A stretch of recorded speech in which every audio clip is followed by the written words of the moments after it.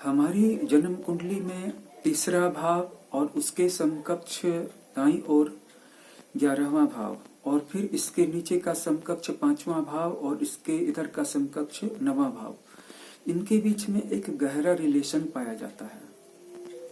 और वो गहरा रिलेशन ये होता है कि हम अपने तीसरे भाव से संबंधित कार्यों को पंचम भाव पे डाल देते हैं। कोई इच्छा होती है कि मैं जीवन में ये काम करूं, और हम सब इस बात को जानते हैं कि सिर्फ इच्छा कर लेने से कोई भी चीज पूरी नहीं हो जाती है। उसके लिए कार्य भी करना पड़ता है और बड़े ही प्लान्ड तरीके से कार्य को करना पड़ता है। लेकिन हमारी क्रिएटिविटी के अंदर में ये ताकत नहीं है कि वो हमारी चॉइसेस को फुलफिल कर सके। हमारी चॉइसेस को फुलफिल करने के लिए हमें एक स्मार्ट स्ट्रेटेजी की जरूरत होती है। और वो स्मार्ट स्ट्रेटेजी क्या हो सकती है?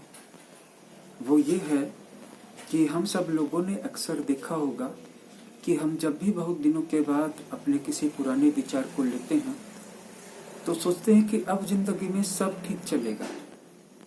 ये गलत पूर्वानुमान होता है। हर आने वाले समय के साथ बाधाएं और ज्यादा बढ़ रही हैं और ये हमारे उत्साह को कम करने की कोशिश कर रही है। हमें एक तो भरोसा ही नहीं होता है कि जिस काम को हम इतने दिनों तक शुरू करके बंद कर चुके हैं, क्या वो काम फिर अगर एक बार शुरू हो पाया भी तो पूरा हो पाएगा? इस बात का भरोसा हमें नहीं होता है। लेकिन इसको करने का तरीका अगर सही हो तो पूरा भी हो सकता है। और इसके लिए 2 रणनीतियां हैं।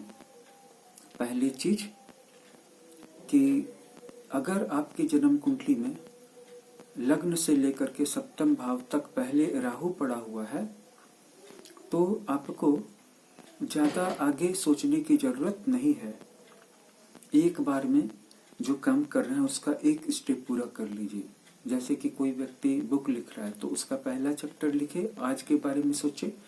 अगर एक चैप्टर भी नहीं लिख सकता है तो एक पेज लिख ले, बाद की बाद में देखी जाएगी। उसे वर्तमान पे फोकस्ड रहना है, न तो पास्ट में जाना है न फ्यूचर में जाना है। लेकिन अगर उसकी जन्म कुंडली में पहले भाव से लेकर के 7वें भाव तक पहले केतु पड़ा है तो ऐसे व्यक्ति को जो बुक लिख रहा है उसका आखिरी चैप्टर पहले लिख लेना चाहिए।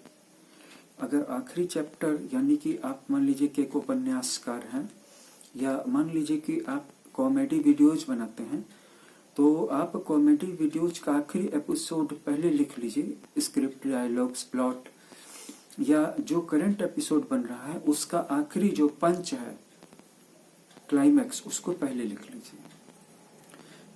जिनकी कुंडली में केतु लग्न से सप्तम भाव तक रहता है उनके अंदर में ऐसा सोचने की क्षमता होती है, ऐसी क्षमता होती है जिसमें कि वो फिक्शन को उल्टे से पहले की ओर सोच सकते हैं और घटनाओं को भी देख सकते हैं।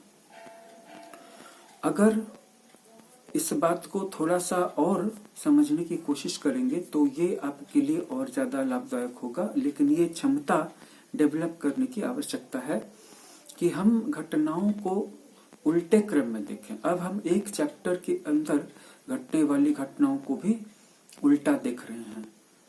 पहले हमने आखिरी चैप्टर को शुरू से अंत तक लिखा, अब हम आखिरी चैप्टर की सबसे आखिरी लाइन को और उससे पहले वाली घटनाओं को, उससे पहले वाली घटनाओं को एक एक करके उल्टा देखेंगे।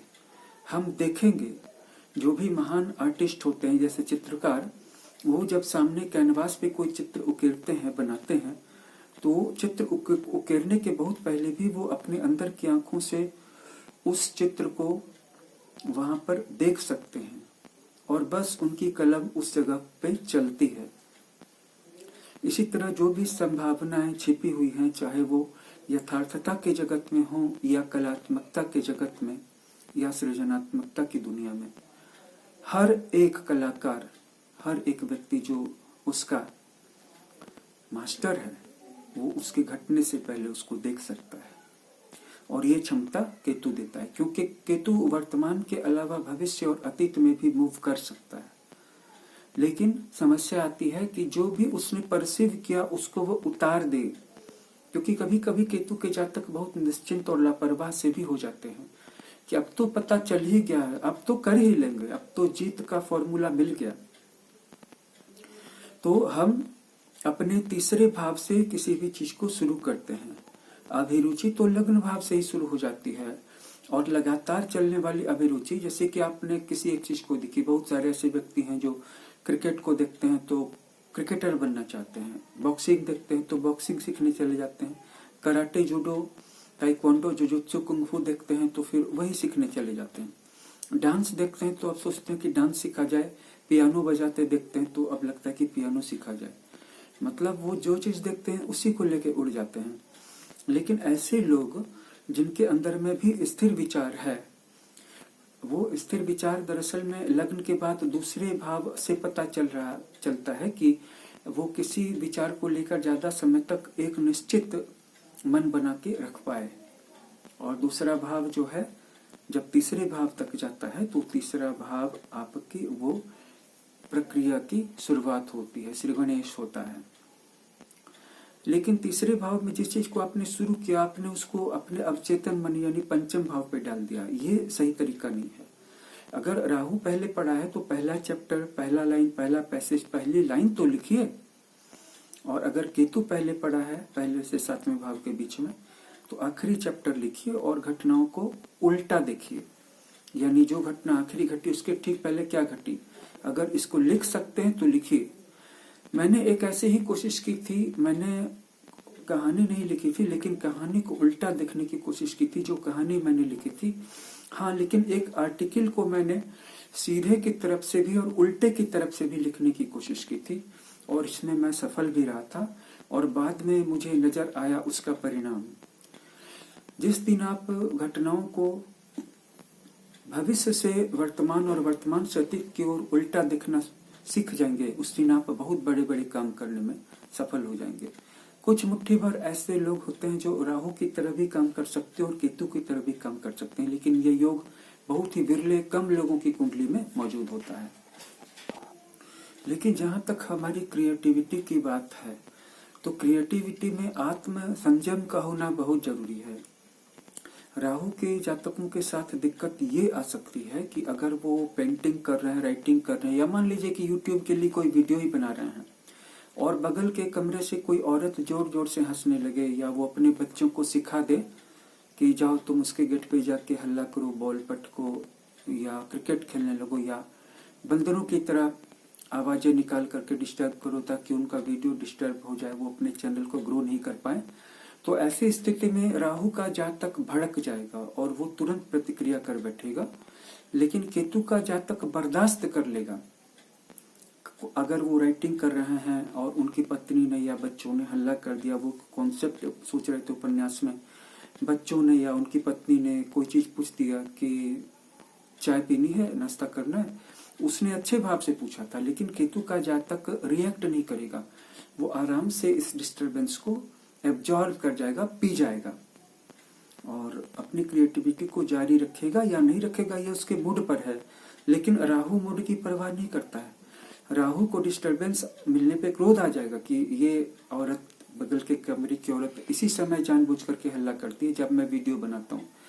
लेकिन वो प्रतिक्रिया में इतना ज्यादा बढ़ जाएगा, लेकिन उसको अपना काम भी उसी समय करना है। 5 मिनट बाद भी तो कर सकता था, वीडियो को पॉज भी तो कर सकता था। कोई यूट्यूबर है, वीडियो को बनाते समय डिस्टरबेंस हो रही है, पॉज कर देगा वीडियो को या एडिट कर देगा, जहां पे हल्ले की आवाज आ रही थी उसको कैंची से काट देगा, एडिट कर देगा, लेकिन वो रिएक्शन को कंट्रोल करना जानता ही नहीं। और केतु का जातक कोई फर्क नहीं पड़ता है। केतु के जातक को तुम जंगल में भेज दो, जेल में भेज दो, वो वहां पर भी मस्त रहेगा। तो आप अपने अंदर के टैलेंट को पहचानिए। और क्योंकि ये विषय बहुत बड़ा है तो मैं इसके पार्ट 2 में आपको बताऊंगा कि पंचम भाव और नवम भाव का अपनी क्रिएटिविटी के लिए कैसे उपयोग करें। धन्यवाद।